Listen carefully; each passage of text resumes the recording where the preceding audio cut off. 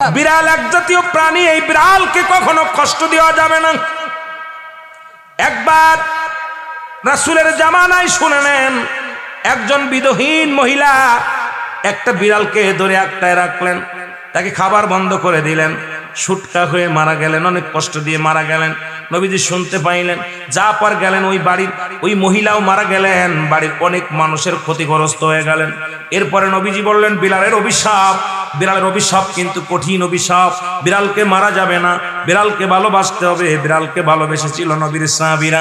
এমনকি মক্কা মদিনায় আজকে কয়েকজন হাজী ভাইয়েরা আছেন, আজকে সভাপতি আলহাজ, এ মুসলমান শুনে নেন, এরকম যারা আলহাজ আছেন, মক্কা মদিনায় অসংখ্য বিড়াল ছানা বাস করে। বিড়ালের খাবারের ব্যবস্থা আলাদা।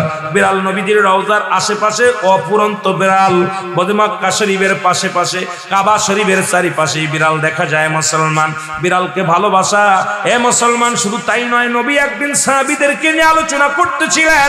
আব্দুস শামস বা আব্দুর রহমান নামে একজন সাহাবী ছিল, তার কোষের ভিতর থেকে হঠাৎ করে ম্যাও করে উঠলেন। নবীজির সঙ্গে সঙ্গে বলে, হে বিড়াল ছানার পিতা আবু হুরায়রা, জোরে জোরে বলেন মারহাবা। এই বিড়ালকে কখনো আপনারা কষ্ট দিবেন না, বিড়ালকে আদর করবেন, বিড়ালকে ভালো মতো পুষবেন।